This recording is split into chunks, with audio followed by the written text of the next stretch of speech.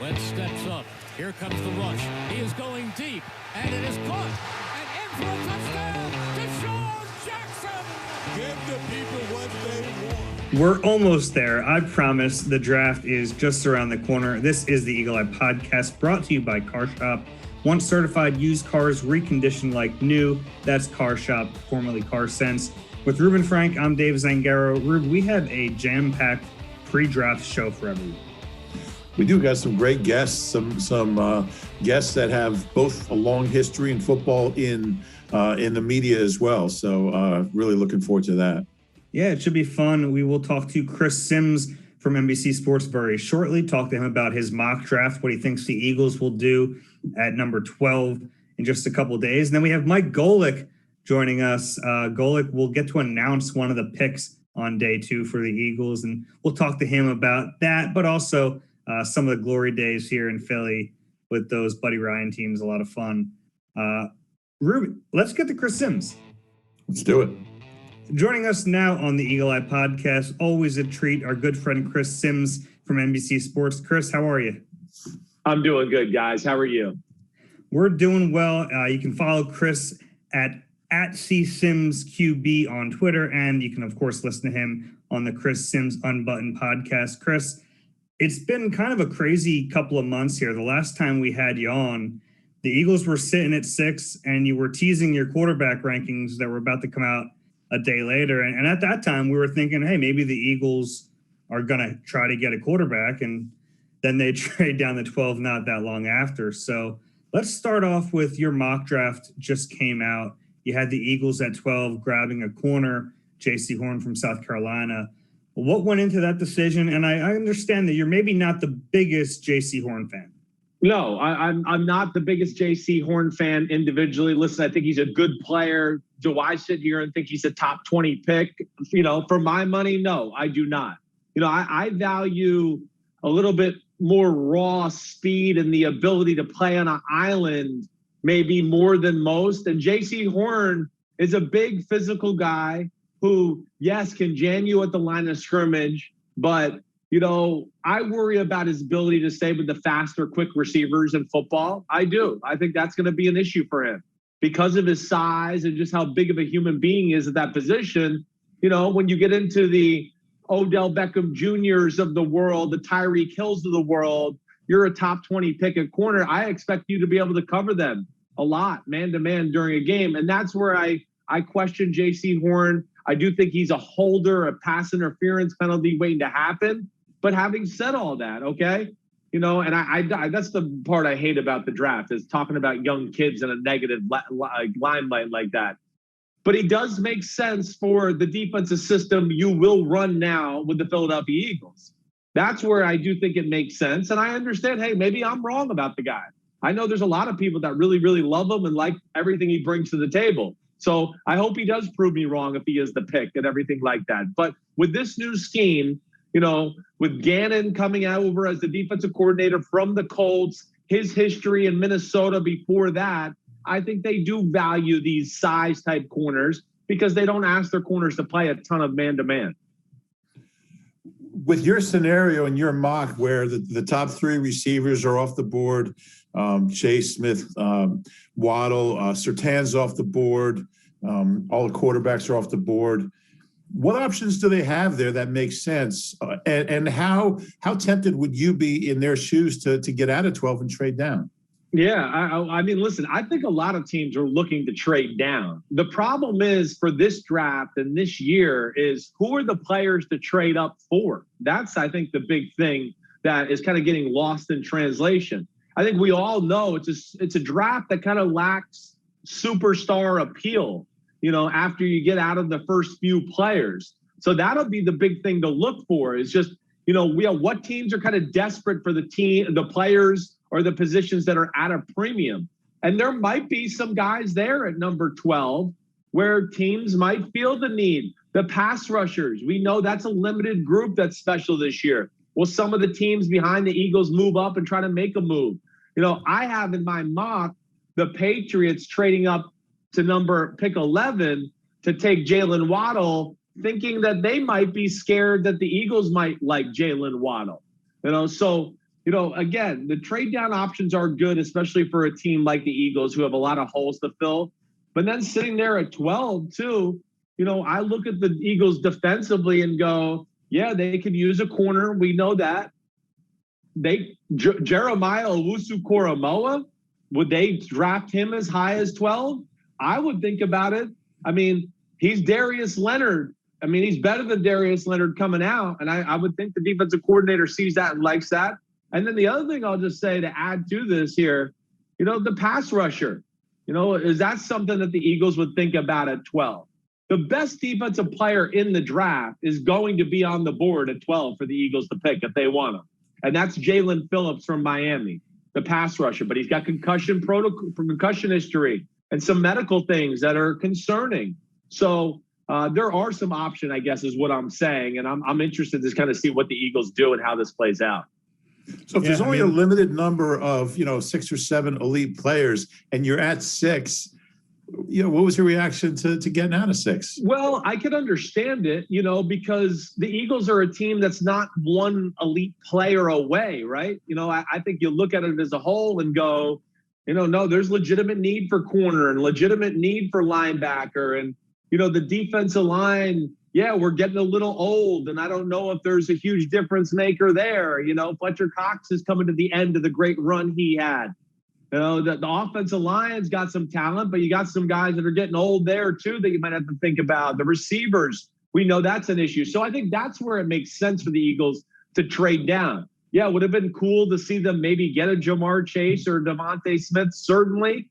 But, I think the big picture here is try to make this team something 2 years down the road, not necessarily next year. And for that purpose, I think it was the right move.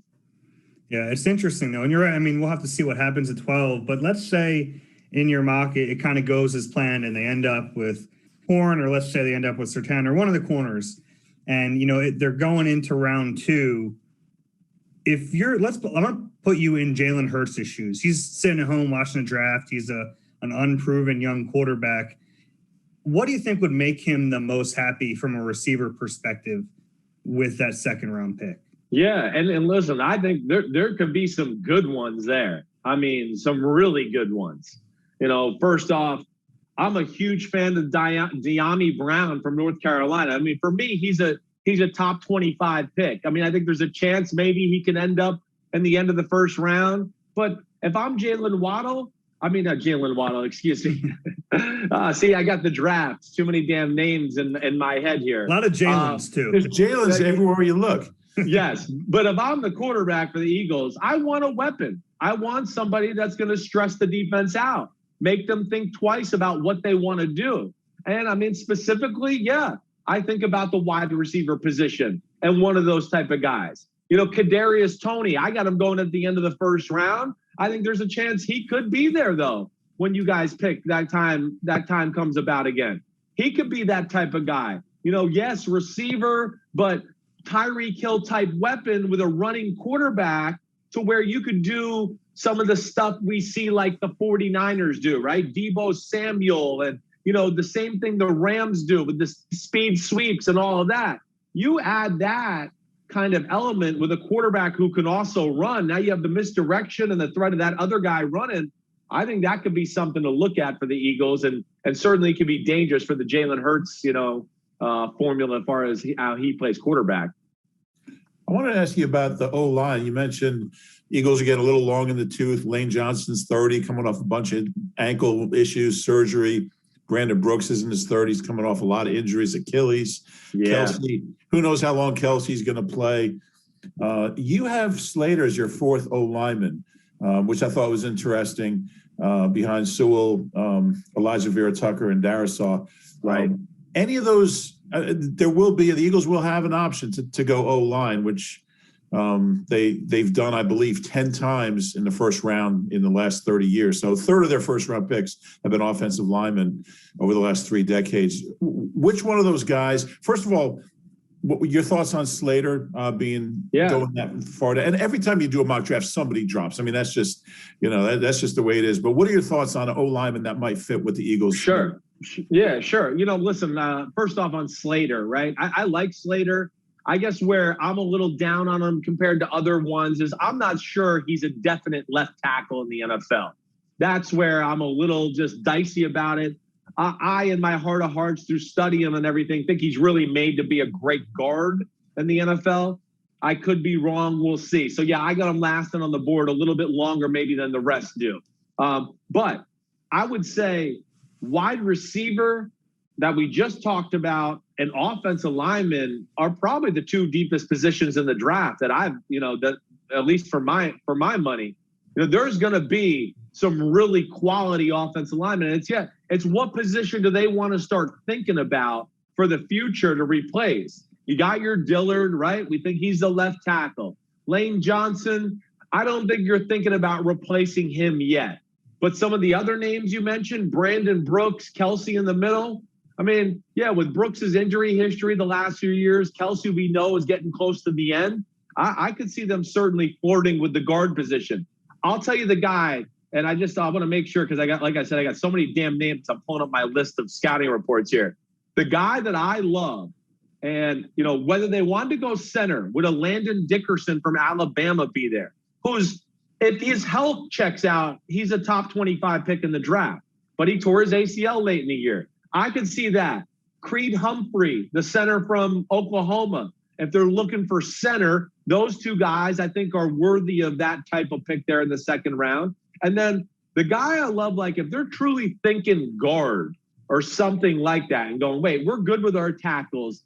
I love, and I compared him to Brandon Brooks, is Carmen Jackson out of Clemson.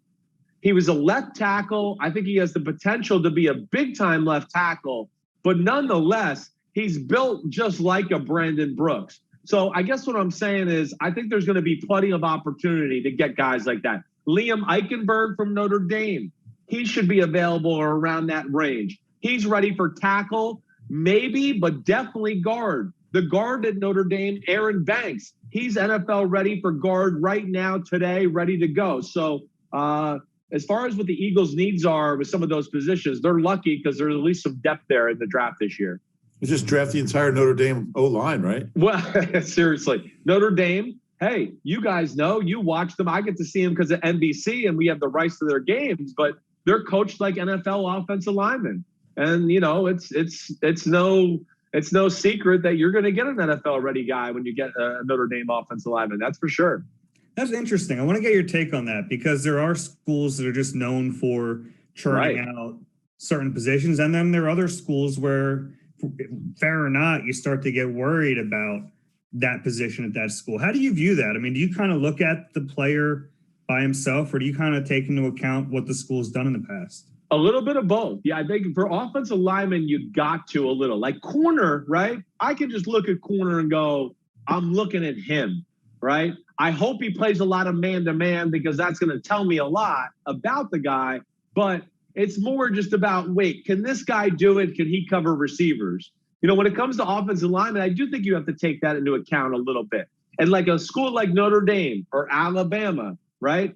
They're coached like pros. And this is where they have an advantage. Not necessarily that I think their technique is all perfect and all that, but they're continually asked to do pro schemes and pro things. College football has become such a spread game and so basic.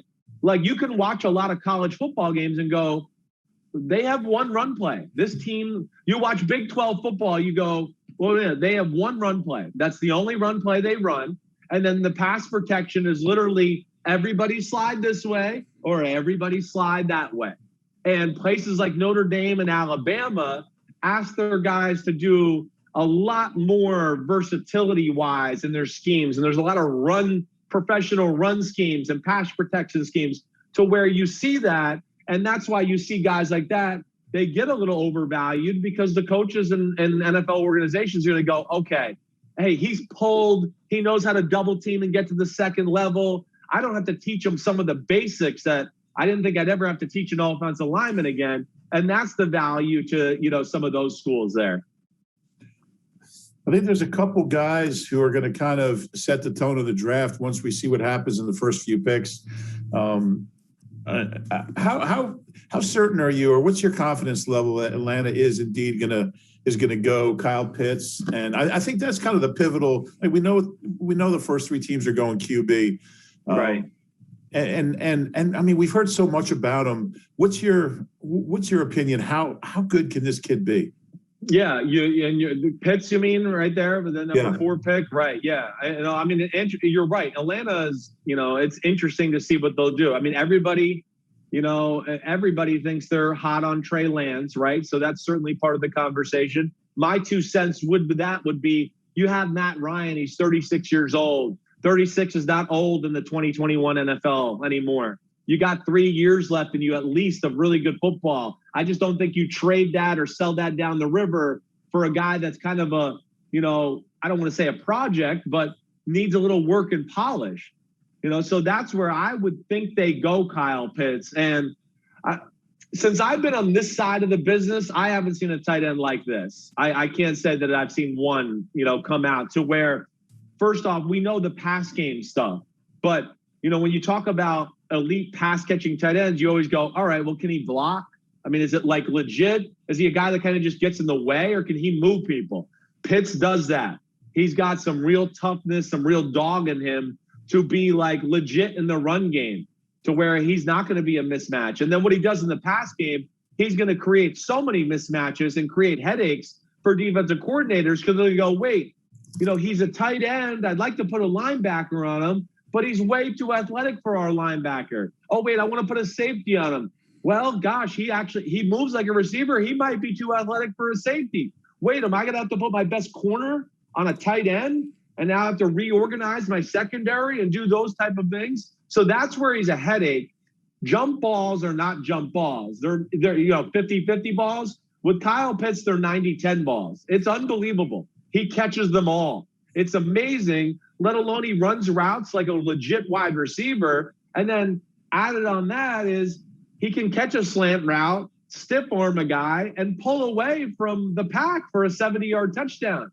It's just really rare to see a guy that big with that big of a skill set. And that's why I would see, if I'm the Falcons, I'm taking Pitts for sure. Hey, Chris, I wanted to ask you about one of the things that's probably one of the more surprising things for a lot of people from your mock is Justin Fields. You have him all the way down at the bottom of that. I thought you left him off. I was like, he's got to be here somewhere. I'm blonde and I played quarterback, but I'm not that dumb. I didn't leave him off. I looked for him. There he is at 32 to Tampa Bay, which is interesting in itself. But your thoughts, I guess, it's funny because the last time we had you on, it was right before your quarterback rankings came out. So your thoughts on the class of quarterbacks and how Justin Fields fits in. Sure. First off, I'm a huge Zach Wilson fan. I think that's the best quarterback in the draft. So, and that's not an indictment on Trevor Lawrence. I'm a big fan of Trevor Lawrence. He's worthy of the number 1 pick. There's no doubt about that. And I expect the Jaguars to take him at number 1. Wilson has got Rodgers and Mahomes-ish type ability to me. That's the type of player I see. It's an incredibly explosive arm. He's really creative with all the ways he can throw the football with the launch points. He's a phenomenal athlete on top of that. And, consistency and decision-making all match up. So that's why I love Zach Wilson. I am a Mac Jones number 3 guy too. Mac Jones, I didn't expect to be saying this. There's not one thing that you look at that's elite.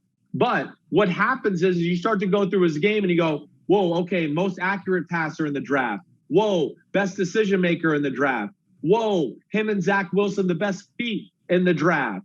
Played at Alabama. I think if you take all of Mac Jones' stuff and you go, wow, it's really good, it's really good, it's really good, it's really good, it adds to elite play at the quarterback position. It's Drew Brees-ish, Matt Ryan-ish. It's not Josh Allen or Patrick Mahomes-ish. And I think that's why people are like frustrated with that pick or that player. Now you get to Justin Fields. There's a lot to like. He's got some elite. His arm is really strong. His ability to run is very special. But there is real inconsistencies with his throwing. And I think that's the big issue. And I think that's why you hear rumors of him maybe fall and doing that type of stuff. There's some mechanical issues in the way he throws the football that lead to moments of just underwhelming throws where you go, man, I expect the high school senior down the street to hit that throw. And, there'll be throw after throw after throw that's kind of all over the place. So I think that's scary, and it scares me. And I'm not sure, it's not the easiest fix in the world. He has a hitch in his throw as far as the upper body's concerned with how he lifts his elbow, and he doesn't really get his body involved in the throw. And then he lets his feet get really close together and kind of pushes off a mound like a baseball pitcher. And as you know, life in the NFL is in a phone booth. You got to be able to, wait, people are around my feet. You can't have this elongated, long motion. And there's not a lot of people in the NFL who really know how to fix that type of stuff. I know that sounds weird, but there is not a lot of people that know how to fix that type of stuff. And I think that's why he scares me. He's going to scare other teams. And as I went through it, I went, okay, the Bears at 20, right? We see that we know they might want a quarterback, but are they going to give a green light to Matt Nagy and Ryan Pace, who might not be there after this year, and do that? I don't know if they are. That's where I went, okay, wait, I'm not going to put them in Chicago. Then I went to the Pittsburgh Steelers at 24, which makes a lot of sense, right? Sit behind Big Ben, that'd be good. But I also get the feel that the Steelers are kind of in the Tampa Bay Bucks Tom Brady mode, where they're like, we're all in on trying to win it here one of these last year or two with Big Ben at quarterback. I don't think they're going to waste that pick on a quarterback at 24. And so I kept going through it, and I went, oh my gosh, the Bucks, they don't have any need on their roster, really. They know it's coming to the end with Brady.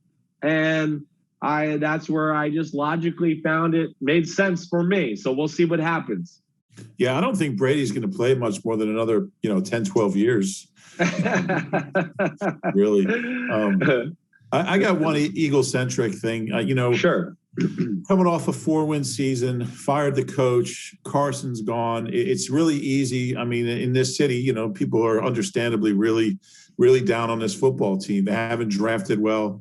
Haven't drafted a Pro Bowl player since Carson in 2016. Haven't drafted a defensive Pro Bowl player since Fletcher Cox 9 years ago. Haven't drafted a Pro Bowl player outside the first round since Kelsey 10 years ago. So players are down on Howie. They're down on Jeff Lurie. They're down on the organization. It's understandable. But we've all seen that, teams can bounce back if you do the right thing. If you have a couple drafts, add a couple guys in free agency. When you look at where the Eagles are, and they've got 11 picks, they've got possibly 3 ones next year. They've got 2 of the first 37 picks this year. What's their, how close are they to being able to turn this thing around? Well, that's you laid it out perfectly. That's the beauty of the NFL. If you play your cards right, trade down from 6 to 12, do those type of things that where, it might frustrate some people a little bit to a degree because they want that immediate gratification, but you got to be willing to, take a step back to take 2 steps forward. And I just think, again, I know people can talk about Howie and the draft and all that, but there's still a lot of damn good that's gone on in Philadelphia the last 2 years. And yeah, maybe we don't have the Pro Bowl and the All-Pro that we can put next to some of these players, but we can put also some other things that be like really good player, help them win the Super Bowl, been a staple of, the O-line or D-line or whatever like that. So I don't want to overreact to that. Yeah, they held on to the shelf life of that Super Bowl team a year too long, maybe 2 years too long. And talk to anybody in the NFL, yes, it sounds like Howie and company abandoned the board a little bit and what made them so good, the last 2 drafts. But get back on track. These picks you got right here, the needs they got on the team, and then like you said, all the picks they got coming in the future too. I don't expect to be saying 2021 playoff conversation. No.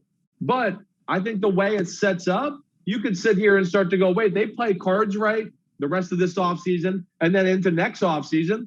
2022 playoff conversation back in the mix of the NFC elite, I don't think is crazy talk.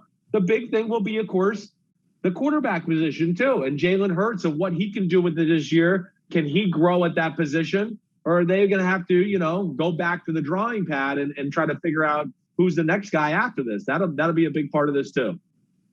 It will be. Hey, Chris, we appreciate your time. We hope you enjoy the draft. I want to mention you can, of course, listen to Chris Simms on the Chris Simms Unbuttoned podcast and follow him on Twitter at CSimmsQB. You got it. I got through that one.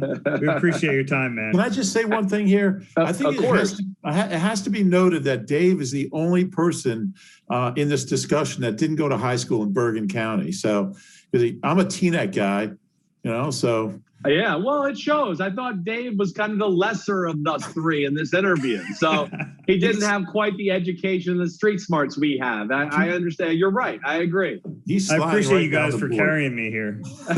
No problem. I need to get done. My shoulders are getting tired. So I'll see you later. Thanks again. See you guys. Be good. Beer, wings, sports. PJ Wellahans is the place to get all three. Local sports fans gather together to catch all the action and the draft at your neighborhood PJ's. Visit pjspub.com to find a location near you. Man, I really struggled trying to get Chris's Twitter handle out because it says, it's at CSimmsQB, but I want to say follow Chris at, then it screws me all up. That's a challenge. Reading a Twitter handle. It was a challenge for me. I love talking to Chris. I do too. And Chris really, what I really admire about Chris is that he doesn't follow the crowd. He goes off the beaten path if it's what he really believes, and he has the film study to back it up. To have Justin Fields going 32 and Slater going, I think 20, just everybody kind of has guys in the same general range, but he really believes something. He's not going to do that. And I really appreciate that. And I don't know anybody I'm sure there's people that spend a ton of time on this, but he watches so much film of all these guys and really prepared and really can back up his opinions no matter how different they are than everyone else's. Yeah, that field stuff is kind of scary for any team that's going to draft him. Chris knows better than any of us about quarterback play and the technical stuff. Yeah, I get why that's scary. It's funny whenever he puts out we talked about this the last time it was on, but he puts out his QB rankings. Everyone freaks out. They say he's doing it for attention. And then 4 years later, everyone goes, oh, wow, he nailed this. He was absolutely right. Yeah, he really knows his stuff. And it was interesting what he said about he's got Jaycee Horn coming to the Eagles, thinks it's a good fit, but isn't in love with the player. So and it's certainly a guy who is right in the mix for that 12 spot if they stay there. So a lot of interesting stuff at play. Yeah, Jaycee Horn's really kind of become one of the favorites, I think, especially when you look at a lot of the mock drafts. It's been Devontae Smith for how long, right? But it's actually moved. This is interesting. So I'm looking it up now on PointsBet. It's our NBC Sports partner here. Jaycee Horn is now the favorite. He's moved ahead of Devontae Smith. He's at plus 250. Devontae Smith at plus 325. Surtain at plus 350. So that's interesting to me. Horn's actually moved from an odds standpoint too. That's interesting. It would be probably the first corner they take in the first round since Lido, and certainly they don't have a choice. They got to take a corner somewhere, and there's really four guys that you kind of think these guys are going to be starters right off the bat, which is what they need. But is it a reach to Howie always talks about best available player, but he's kind of backed himself into the corner where they don't have a choice at this point because you got to put somebody out there across from Darius Slay on opening day. And they didn't sign anybody. And, Eric Allen's not walking through that door. So interesting scenario. I think what Chris said about Jaycee Horn might not make Eagles fans feel super confident. I think Caleb Farley is such a wild card because nobody really knows what anyone's thinking about his medicals. And I think for the Eagles, it's a particularly tricky situation because of the Sidney Jones thing. And they're different injuries. They're different players. Everything's different. The Sidney Jones injury is a lot worse. But backs, are scary. Back surgery is scary. Really scary. So, I think a healthy Caleb Farley, you'd probably draft him ahead of Jaycee Horn, I think. There's a reason he was the top. I mean, he was ahead of Surtain till March, till this all came out about his back. So the Eagles, if they get it wrong, they get the wrong cornerback. But if they guess right and their medicals are okay on Farley, I could see him taking him at 12. I mean, I know. Yeah, I couldn't do it. And we did our mock draft a week or so ago, and you took them, and I get it. Man, I couldn't do it if I were the Eagles. I just couldn't do it. I guess when you're doing that evaluation, you can't go in thinking, well, we drafted Sidney Jones. I mean, this isn't it's not a weight bearing, it's not a leg, it's not an Achilles, it's not an ACL. It's a relatively routine procedure he had. The NFL doctors said he'll be ready. I think he's facing a 4-month rehab, where Sidney was facing, much longer. So they're different kind of things. So if you're the Eagles, you say, well, we can't make this pick because of Sidney. I think you kind of have to look at his particulars and make the best possible decision, which very well might be to avoid him. But the problem for me is it's just a much more significant investment. You're talking about the 12th pick compared to the 43rd overall. I mean, that's a big difference. And I couldn't afford to gamble like that. Now, I'm not saying you have to play it like overly safe, but there are options that are relative. Like if Patrick Surtain's there, sure, easy. End of conversation. But I'm saying between Horn and Farley and Newsome. I'll throw Newsome in there too. Yeah, you could throw Newsome in there. I think you have to start to think about the value too. I mean, like, is there value in taking a Newsome or a Farley at 12 when you could get them later if there's a trade down scenario? And we know how he cares about value. It's not just about getting the player; it's about getting the best player for the best value. And whether right or wrong, I mean, I don't want to argue that. Because that's obviously he hasn't gotten the best players, and that's a big problem. But man, at 12, I don't think the value. I think the value is fine with Horn there. And it's funny, some of the things that Chris Simms brought up with us about Horn, like I think he called him a walking holding penalty or walking pass interference. And I get that. He's physical, he's aggressive. But those are so it's funny he painted that in a negative light, because I think a lot of people are looking at those characteristics in a very positive light. And he's super competitive. And, if the Eagles are really gung-ho on competitiveness, as much as they say they are, and as much as Nick Sirianni says they are, it's one of his core values. I've heard that his number 2 core value. I think they would fall in love with that attribute of his. Yeah, it's a fascinating situation. I can't wait till Thursday gets here. Yeah, put those in order of like what you would do realistically of players who are realistically there. How would you kind of rank them? And I'll put the top 2 corners and top 3 corners in that list, and the second and third receivers. So we're talking the 2 Alabama kids, and then an offensive lineman of your choice. Well, Surtain's not in the conversation. We're assuming. No, he is. He's number 1 for me. Yeah, and I think Waddle's number 2. Okay, that's how I would have it. Yeah, I mean, I don't have the benefit of medicals on Farley, other than the league says he's fine, which I need more than that. I'm not in love with anyone else there at 12 of that group. I'm not, as far as value goes, I'm just not in love with them. I think there's a pretty good shot one of those 3 will be there.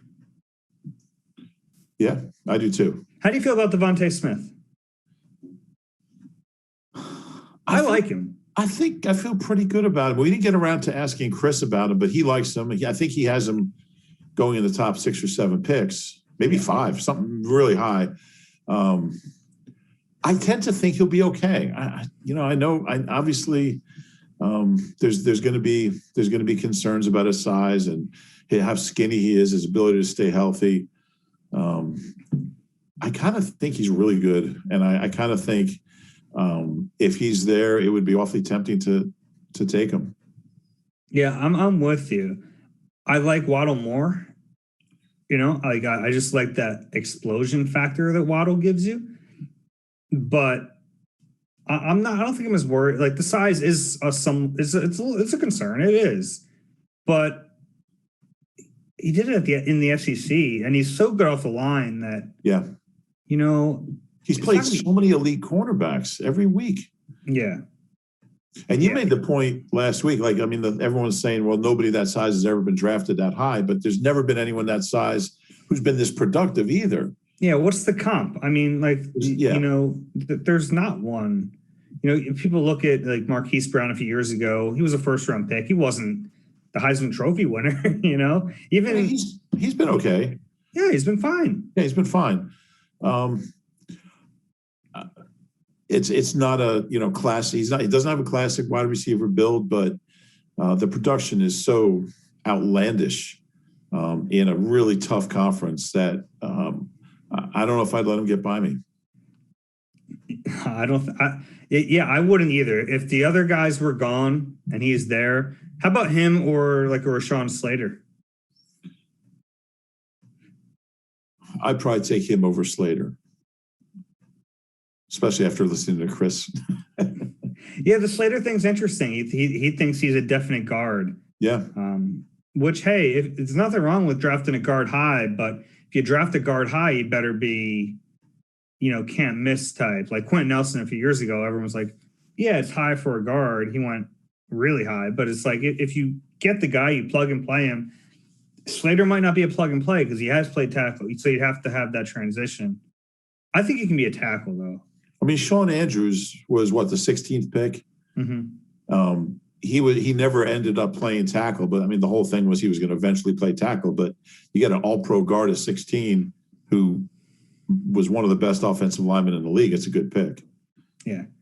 Sean was so good. He was so good. Those 2 years that he was healthy and playing and in a good place. I mean, I think he was the best. I think those 2 years, he was the best blocker in the league. I really do. Yeah, no, that's totally fair. People forget how good he was. Yeah, it's funny because when you go through like trying to rate picks or grade picks over the years, like I never know what to do with him. They got it right. Career. I mean, they got a good player. Like that's how I would grade it, as a really good pick. Just very short career. And I don't know how much was really the back, how much was other things. I mean, we'll never know. But when he was right, man, he was unbelievable. You're right. Yeah. All right.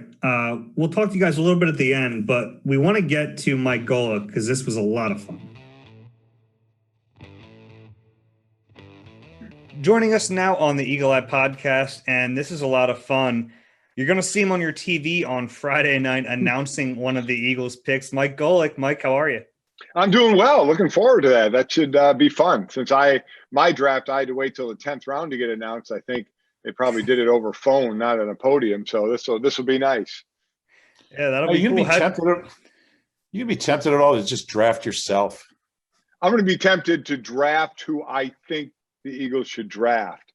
Now that would probably end my run at ever doing anything like that again. So I'll just read the name that's on the Eagles card and hope it's a name I can pronounce easily. I wonder what would happen if you just went rogue. I'm sure so many guys have thought about that. Go up there and have a good time, you know, and do that. But I mean, obviously, you know, I would just basically make a fool out of myself doing that. Everybody is saying, oh, you got to go David Akers, you know, when it was in Dallas after I said, there's no similarity. That was after the Super Bowl. That was in Dallas. I said, I'm picking for a 4-11 team in Cleveland. So there's not really a whole lot of, you know, mouthing off that I can do on this thing. Well, the Cleveland thing is pretty cool. I mean, drafts in Cleveland. You grew up in Cleveland. Yeah. Wrestled my cousin in high school. Who's that? Barry Gisser. Yeah, he went to Brush. I think he was a senior and you were a freshman, I believe. Oh, okay. All right. Yeah. Wow, the old wrestling days. Love it. Yeah, high school wrestling. But it's got to be cool to do this in the town you grew up and started your football career. Oh, I love going back to Cleveland and doing things. I got to go back and do a big awards banquet a year before COVID. And, you know, any chance I get, you know, when I was with ESPN, we we would take a lot of trips to Cleveland, the ESPN station there, and do shows in Progressive Field for the Indians and such. So any chance I get back, I take it because it's a chance to see my family. Yeah, that's great. How did this come about with getting a chance to announce the pick? Well, they called me last year, and it was all virtual last year, and it didn't work out. So they wanted me to do it. So they called me again this year. They said they were looking for a legend, and I said, well, obviously you failed on a few phone calls and ended up with me. Guy was trying to be really nice. No, I said, listen, come on, give me a break. I said, I don't think I'm going to go down as a legend for the Philadelphia Eagles, but I get it. I played there a long time. I've been in the media a long time. So, I obviously still root for the Eagles. That's a team I played with the most when I was in the league. But yeah, they've been trying to set it up for a couple of years. So I'm really looking forward to it. I think it'll be a lot of fun. Here's an interesting bit of trivia, Mike. My very first day covering the Eagles was the day after the 1987 game in St. Louis. So that was November 2nd, 1987. 10 days later, the Eagles claimed you on waivers from the Oilers. We came in like 10 days apart, which is amazing. And so it was after the strike. And what was it like coming into? I mean, you come in and here's Reggie, here's Jerome, here's Seth and Clyde, Andre Waters, Wes Hopkins. I think Byron Evans was there by then. Eric Allen was a year later. But coming into, Buddy and just all those personalities, all that talent on defense, and finding your way with the Eagles. Well, when I was with Houston, I was very we did our strike, our Wildcat strike, which didn't fare too well. And I was very, very big, everything a union guy, signs, throwing rocks at buses and, all that kind of stuff that goes on. Well, after the strike was over, the organization, the Oilers, kept the entire replacement team. Wow. So there was 100 and some people on the field, and obviously there were a lot of fights and a lot of, that whole thing was a mess. But all of a sudden, I was starting before the strike, and then afterward, I was not only not starting, I wasn't even active. So I said, what the hell's going on? And they were mad at me because of how pro-union and involved I was. So I said, listen, if you're going to do that, just cut me, and be careful what you wish for. They cut me. So that was on a Tuesday. So a few teams had called, the Eagles being one of them. So I went and visited the Eagles on that Thursday, and I canceled the other trips. I said, this is where I want to be. I mean, I knew the stars they had. I knew Buddy was a defensive minded coach, and I loved that. I knew about the guys on the team, and what potentially it could be. And I said, I want to be part of that. So I went there. I cut in a Tuesday, went there on a Thursday and signed. And actually, played that first Sunday when I didn't think I was going to. The team wasn't doing well in the first half. And Buddy was all mad at halftime. And he looked at me and said, you ready to go? And I was like, sure, yeah, why not? I'm ready to go. Basically, I just got to go tackle the guy with the ball, so can't be too difficult, right? So it was fun. And I'm glad I did. It was the best years of my career, the best friends I made, from those teams, because it was before free agency. So, there wasn't all that movement that was going on until 93 when it first started and a lot of us left. So it was great. Must have been those world-class facilities that drew you to the Eagles back. Let me tell you, I mean, that's I think about it now, what they try and do in college, let alone the NFL, to build these incredible facilities to kind of recruit people as well. And just for better training. I mean, yeah, you couldn't get any worse than going into basically a stadium concourse where there are no windows and the rats were the size of cats, and you played on the worst turf in the world, where the opposing team filed a grievance every time they stepped into the vet to play. And the best part, but I still loved it, urine bombs coming down from the 700 level, snowballs flying at Santa. I mean, the one thing about Eagle fans, I love them, and they'll love you if you're putting out that effort and giving and playing well and trying your hardest. But they'll let you know when they don't appreciate what you do, and that's for sure. But it was also a really good day when that plunger got pushed and they blew that friggin' stadium up. The vet to me was always like that one buddy where, like, you can talk crap on him, but if someone else does, you kind of step in like, wait, we know it's not great, but it's our place too. Oh, it's exactly right. You're protective because it's your place. And there were a lot of places like that. I mean, there obviously was a tough place to play if you were a visiting fan coming in. I mean, hell, we'd go up in the Meadowlands and play the Giants. And I remember standing on the field and seeing all the yellow jacketed security guys running around like bees, breaking up fights between Eagle fans and Giant fans at the Meadowlands. So, you're protective of your home stadium. And I would say Eagle fans certainly were, no doubt about that. What do you remember about that 1990 season? You guys had the number one defense in not only in the league, but gave up 221 yards per game, which has not been approached since in the 31 years since then. You were starting on that team. You had a really good year. I remember you were a quote machine back then. I think you picked off Jim Everett. I did. You picked off Jim Everett, and I remember your quote after the game. It was a win against the Rams, and you said, "Yeah, everybody could see my 1 centimeter vertical leap." That was your quote after that pick. It was, yeah. That year, even our years there. I mean, there were other years we were number one across the board, pass rush, total defense. I mean, playing with those guys. Listen, and I knew what my role was on that team. I mean, but watching Reggie, it's still the best I've ever seen doing what he did, especially at that size. Jerome had the quickest first step I've ever seen. Clyde had some of the best hand play I've ever seen from a 6'6" guy in long arms. Seth Joyner may have been the most intense, scary person who was also the smartest, because that dude spent his time in the film room, in the weight room. He was a great leader by example. He knew what his job was and everybody's job was, and he expected you to know your job as well. Obviously, Eric Allen and Wes and Andre. I mean, the list goes on of great players on that defense. So it was an absolute ball. And as Buddy as the coach, it was like, man, just go do your thing. Now, after Buddy was gone, we did have Bud Carson as the D coordinator, who was, my God. I mean, there's, Bud Carson is in the team picture of greatest D coordinators of all time. So playing for him as well, was just an incredible joy. Those were fantastic years. And man, when that defense was humming, there wasn't a whole lot of people doing anything. But it's a shame, we could never close the deal. We under Buddy, we never won a playoff game. Under Rich, we won the one playoff game against New Orleans, and then got shelled against Dallas the next week when they went on to win the first of their back-to-back Super Bowl. So, that's the shame of it. The team was that good, but we could never close the deal.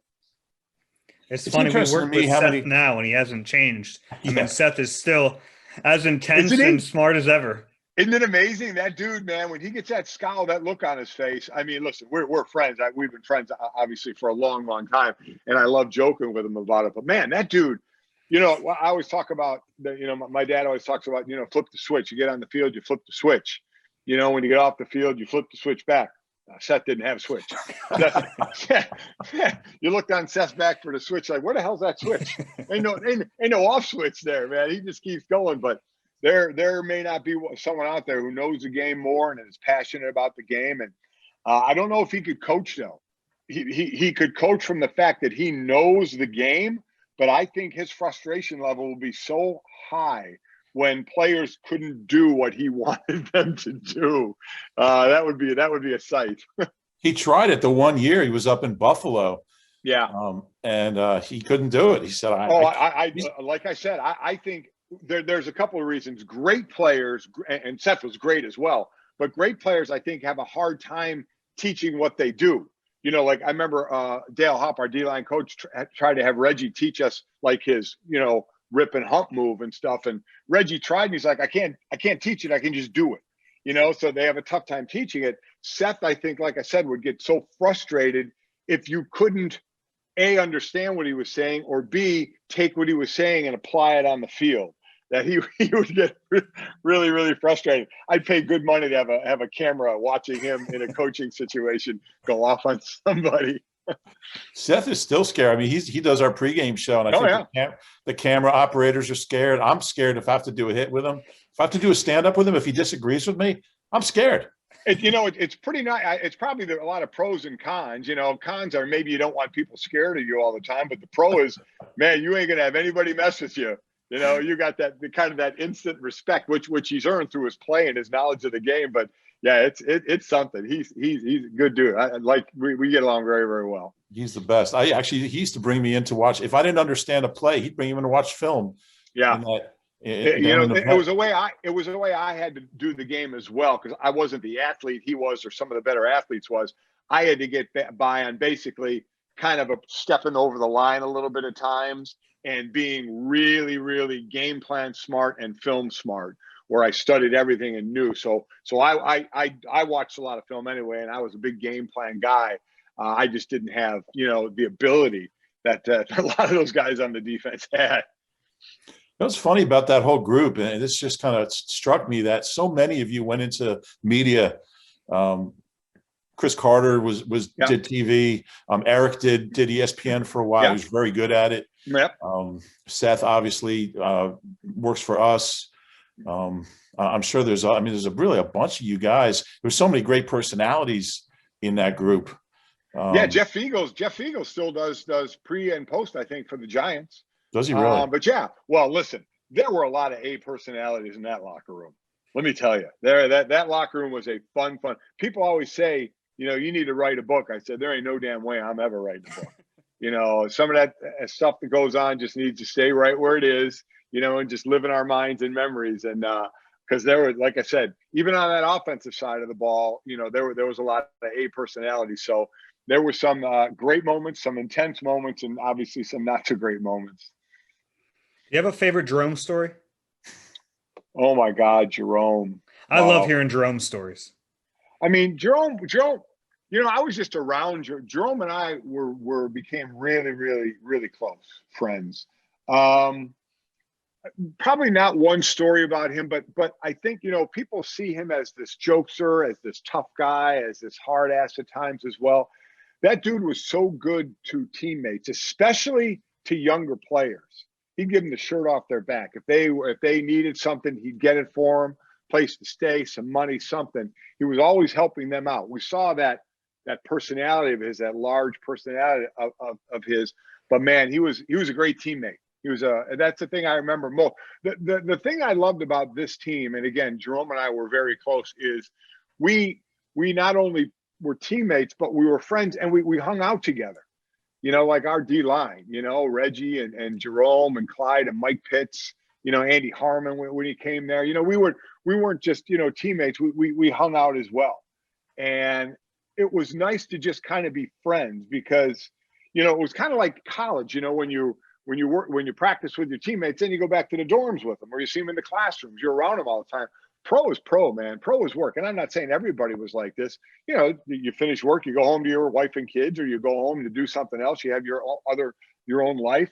But we legitimately liked one another and hung out with each other. And I listen, those are times I won't forget for that. I didn't really have that with any of my other teams. Houston, I was just there a couple of years. And Miami, I was just there 1 year. But I did have Keith Jackson, Keith Byers, and Ron Heller with me down there. So it was kind of a continuation of Philly South there. You'll appreciate this. We were in the Crystal City Marriott the night before an Eagles-Washington game, and I was going to the gym, and I just happened to have a Notre Dame shirt on for my workout, and Jerome saw me in the lobby, and he picks me up, and he throws me against the wall, and he pins my arms behind me, throws me against the wall. I splatter into the wall, down into a heap on the floor. And he looks at me and says, "I'm just messing with you." Didn't like that Notre Dame shirt, man. We played in some of those U and ND games, man. We're pretty rough. Yeah. But that makes it even cooler that you guys became close. Yeah. Yeah. Now, when I was at Notre Dame, we got our asses kicked by Miami. My brother's teams before me beat them, but then afterward, boy, that's, Catholics, convicts, that whole thing. There were some monster games. Yeah, it was good drama. That was good drama. How are you keeping busy these days? Well, I would rather still be doing a show, but that's not in the cards right now. But I'm enjoying this time. For 25 years, I got up at 4:15. But even before ESPN, I was doing morning radio in Arizona, along with doing NFL. What was called NFL Tonight back then, not NFL Live, and then doing college games all the time for ESPN and ABC. So it was nice to kind of take a breath. But I'm going to jump back into it. Podcast world, I'll be calling games for someone. We're talking to a few different networks Right. about who I'll be doing it for somebody. Then I'm doing some fun. The ink's not dry on it yet. I'm doing, looks like something really fun, kind of outside the world of sports, more in the world of entertainment and food and travel and stuff, which I like food, and I like entertainment. So, it could be fun. So it's kind of afforded me, what I'll probably be doing is 3 or 4 different things. So it'll let me kind of open up my space a little bit. I may host this game show, another thing that's kind of in the works. So kind of fun stuff. I don't know if I'll go back to the daily show anymore. Certainly, I don't know if I'll go back to morning radio anymore. That was early. But, I'll never say never to any of that because I do love it still. But I'm enjoying kind of the slow roll back into it again. People miss you, Mike. It was cool when I tweeted it out. And it's like a generation of sports fans grew up listening. It has to be kind of cool. It was one of the most heartfelt and humbling things when the show was coming to an end, and the tweets, forgetting even from my peers, which is always great to see, from your peers, your teammates, but people that you enter their life for 20 minutes at a time, in a 4-hour period, that they felt compelled enough to write and tweet the nice things that they did. That to me, my whole object with that, and I didn't know where it was going to go, was I'm going to be myself. And if I could get 2 things across each morning, and one was I was fortunate enough to be an athlete to the level that not a lot of people could do, not a professional athlete, whether football, baseball, whatever. So every day I tried to take people where they couldn't go, in a locker room, on a field, in that mentality of the pro athlete, and try and tell them something about that. And then the other was, I hope in their time listening when they were going to work, they laughed a little bit, because man, I mean, that's it. You got to be able to laugh. You got to be able to have fun. So that having and hearing from all those people, hearing from moms saying it was great. I never had to worry about changing the channel and driving my kids to school. Seeing people in the airport know everything about Mike, Jake, and Sydney because my family was such a big part of it. And that was key. My family was always going to be a huge part of it. That's why the last show, I didn't even tell ESPN. I was having my family on at the end there because it was in my basement. Nobody's there. So what the hell were they going to do? They would have had to pull the plug. That to me was probably the thing that struck me the most, was hearing from so many people out there. And even now, hey, when you coming back? What are you going to do? That's a very nice thing. But we sure look forward to whatever's next. It's going to be fun. Yeah, it definitely is. I look, my wife hears me doing interviews here and there, and I finish. She's like, "You need to get back into it. You got too much to say." I'm bending her ear too much. If a game's on, I'm starting to call the game like I'm doing the game. She's like, "You're not working now. You can just watch the game." I'm like, "No, I can't." Yeah, it's tough to turn that off. I get it. Yeah, it is. Yeah. I wanted to ask you, so you're going to be, do you know which pick you get to announce? I don't know right now. They said either the second or third round. So okay. I have to wait and see. I know if I do the second round, it'll be pretty quick because I think they're like, 37? Yeah, 37. So the 5th pick of the second round? If not, then I'll sit around and wait a little bit. So I don't know. And God knows the number of different ways they can go because they need help. They need a few spots out there. So for your sake, I hope they draft a guy named John Smith or, something easy to pronounce. Man, I know. But that's always something that I made sure of when I called college games, is because everybody's family is watching. When I say family, I mean mom. And mom wants the name pronounced right. So I would always make sure that I talk to the SIDs at colleges to make sure I got pronunciations right. So I'll make sure I get the pronunciation right, because this is the one time that player's name gets mentioned in a draft, and you don't want some, ex-jock screwing it up, at the microphone. So I'll try and do the best I can. All right, Michael, we appreciate your time. Good luck on Friday, and good luck with what is ever next for you. We appreciate it. I appreciate it. Thanks, guys. Appreciate it. Man, that was a lot of fun. I really like talking to Mike. You know me, I like talking to anybody who was part of that, the late 80s, early 90s. As you're the one that called them the glory years. So I'm not sure how much glory was in there, but certainly unbelievable. People act like it was. Not me. I mean, he brought it up like, yeah, we didn't win, but people in this town still like because of the personality. Buddy. Yeah, and I get it. It's the 93 Phils, right? It's just like a bunch of guys you want to have a beer with. Yeah, and that was great to hear him talk about that, just how close they were. And it's interesting to think that was before free agency. So that group was together, a big chunk of their careers, and they're still close. And it's the sad thing is so many of those guys have passed away, but all those guys that are surviving from that group, they remain so close. It's a really cool thing. It was a special group, and I know there's a lot of people out there that think of Mike Golic as a media guy, and oh yeah, he played football. He was a pretty good player, and he's self-deprecating, but it was a really solid defensive tackle in that rotation. I mean, he started 13 games on the greatest defense in the last 40 years as far as yards allowed. Started 13 out of 16. Easy to get overshown on a team like that. Yeah, but he was a really solid player and a great guy, and it's awesome to talk to him. Yeah, that was fun, and we wish him luck. I'd be so nervous. He brings up a good point about nailing the pronunciation. I mean, this kid, whoever he gets to say, whether it's 37 or 70, whatever pick it is, I mean, this kid's waited his whole life to hear it. And here comes Mike Golic. You don't want to screw it up. That's a lot of pressure. Try announcing a track meet at Cherokee High School where there's 17 3200s and there's 350 runners, and you're trying to announce as many names as possible, because it could make the kid's day, his year, and then you get this name on the card that's like 318 letters. And you're just hoping when you see the heat sheet, you're just hoping the guy with the long name is last, so you don't have to read his name. But invariably, they're always in first. Yeah, the fastest kids have the longest names, right? Seems that way. I'll never forget when Big V was coming out. What was that? 17? Was that the 17 draft? 16, 17? 16. The first time I saw his name, I just looked at it and went, "Oh, the Eagles are going to end up with that guy. No chance they don't end up with that guy." And they drafted him. And I remember when they drafted him, was like, I'm going to learn how to pronounce this name, because I was going on Philly Sports Talk the next day. And I was like, they're going to get me. They're going to ask me how to pronounce it, and I'm going to be able to nail it. And I did. I was like, Halapulavati Vaitai, nailed it. And then Michael B asked me to spell it. I had nothing for him. That was we did a quick slants spelling bee.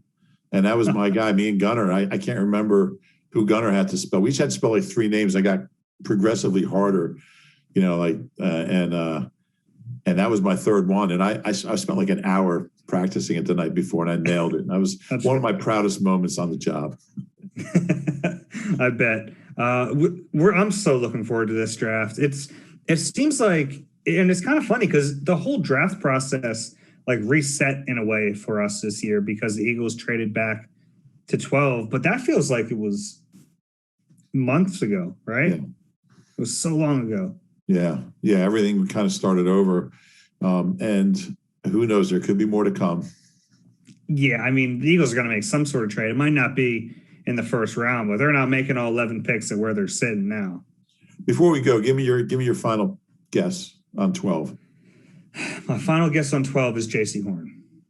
And in my final first round mock, I had Surtain, and I had a way that would happen, that Jalen Phillips goes pretty early, which I think is possible. It just takes one team to medically clear him, and he's so talented that could happen.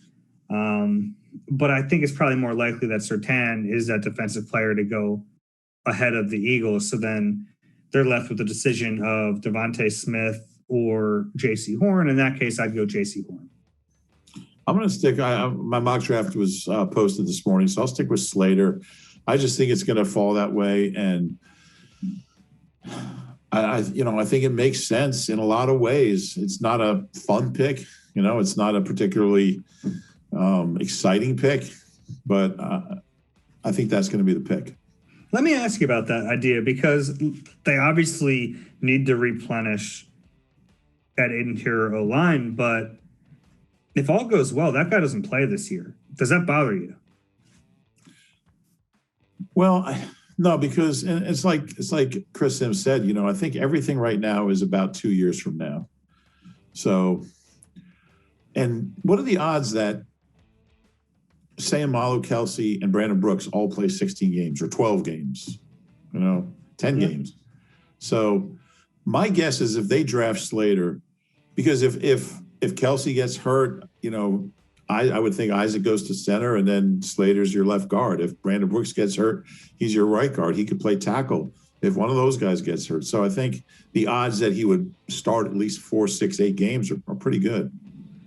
Yeah, that's interesting. And I can't wait to see what the Eagles do. We will have a podcast for you guys on Thursday night. Eventually, it'll be pretty late. So if you want to stay up for it, you can, or if you want to listen to it Friday morning, we will forgive you for that. We're going to do a podcast each day of the draft, and then we'll obviously do the one on Saturday, kind of wrapping up the whole thing. We want to thank Chris Simms and Mike Golic for joining us today. We really appreciate that. If you enjoy Eagle Eye, the podcast, do us a favor, please rate, subscribe wherever you get your pods. If you're watching on YouTube, please click the like and subscribe button there. Reuben, any final words before we wrap this up? No, can't wait till Thursday night. For Reuben, I'm Dave. We'll talk to you guys soon enough.